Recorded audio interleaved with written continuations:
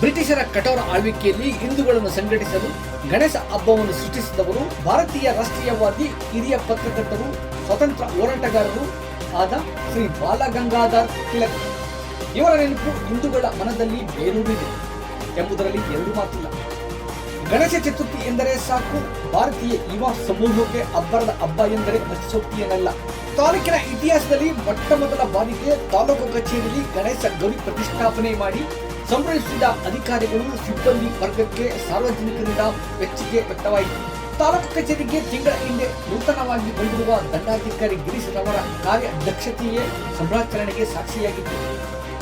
ಸಾರ್ವಜನಿಕರ ಕೆಲಸಗಳಿಗೆ ಅಡ್ಡಿಯಾಗಬಾರದೆಂಬ ಕರ್ತವ್ಯ ಪಾಲನೆ ಹೊತ್ತ ದಂಡಾಧಿಕಾರಿಗಳು ಮುಂಜಾನೆ ಬಂದ ಗಣಪ ಮಧ್ಯಾಹ್ನವೇ ವಿಸರ್ಜನೆಗೆ ಗೊಂಡಪ್ಪ ಅನ್ನೋ ರೀತಿಯಲ್ಲಿ ಮುಂಜಾನೆ ಕಚೇರಿಗೆ ಆವರಣದಲ್ಲಿ ಪ್ರತಿಷ್ಠಾಪನೆಗೊಂಡ ಗಣಪನಿಗೆ ಪೂಜಾ ಕೈಂಕರ್ಯ ನಡೆದು ಪ್ರಸಾದ ವಿತರಣೆ ಮಾಡಲಾಯಿತು. ಕಚೇರಿ ಅಧಿಕಾರಿ ವರ್ಗ ಹಾಗೂ ಸಿಬ್ಬಂದಿಯು ಕಚೇರಿಯಲ್ಲಿ ಯಾವುದೋ ಮದುವೆ ದಿಬ್ಬಣದ ರೀತಿಯಲ್ಲಿ ಹೆಣ್ಣು ಮಕ್ಕಳು ವಿಶೇಷವಾಗಿ ಕಲ್ಲಪುರ್ ಶಾಲೆಗಳಲ್ಲಿ ಹಾಗೂ ಪುರುಷ ವರ್ಗ ಸರ್ಟು ಪಂಚೆಯಲ್ಲಿ ಗಮನ ಸೆಳೆದರೆ ದಂಡಾಧಿಕಾರಿಯಂತೂ ರೇಷ್ಮೆ ಸರ್ಟು ಪಂಚೆಯಲ್ಲಿ ಆಕರ್ಷಣೀಯ ಕೇಂದ್ರಬಿಂದುವಾಗಿದ್ದರು.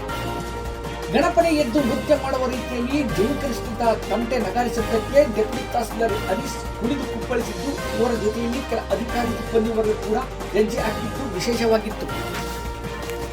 ಅದರಂತೆ ಎಲ್ಲರೂ ಗಣಪತಿಯನ್ನು ಕೂರಿಸಿ ಭಾಳ ವಿಶೇಷವಾಗಿ ಪೂಜೆಯನ್ನು ಮಾಡಿಸಿದ್ದೀರಾ. ಎಲ್ಲರೂ ಕೂಡ ಅವರು ಪ್ರಸಾದವನ್ನು ಕೊಟ್ಟಿದ್ದೀರಾ. ಎಲ್ಲರೂ ಖುಷಿಯಾಗಿದೆ. ಅದರಂತೆ ಗಣಪತಿ ವಿಸರ್ಜನೆ ಮಾಡ್ತಾ ಇದ್ದೀವಿ. ಎಲ್ಲರೂ ಕೂಡ ಕಡ್ಡಾಯವಾಗಿ ಗಣಪತಿ ಕೂರಿಸಿದ್ರೆ ಎಷ್ಟು ಜನ ಇದ್ದೋ ಅಷ್ಟೂ ಜನ ಗಣಪತಿ ವಿಸರ್ಜನೆ ಬರಬೇಕು. ಅದು ಮುಗಿಸ್ಕೊಂಡು ಆಮೇಲೆ ನಿಮಗೆ ಮನೆಗೆ ಹೊರಡಬೇಕೆ ಹೊರತು ಸುಮ್ಮನೆ ಇತ್ತೀಚಿನ ಮನೆಗೆ ಹೊರಡಬೇಡಿ. ಯಾರು ಗಣಪತಿ ಆಶೀರ್ವಾದ ಬೇಕು ಅಂದರೆ ಕೂರಿಸಿದ್ದೀರಾ, ಅದನ್ನು ವಿಸರ್ಜನೆ ಮಾಡಿ ನಂತರ ಮನೆಗೆ ಹೊರಟ್ರೆ ಅದರ ಸಂಪೂರ್ಣ ಫಲ ನಿಮಗೆ ಸಿಗುತ್ತೆ.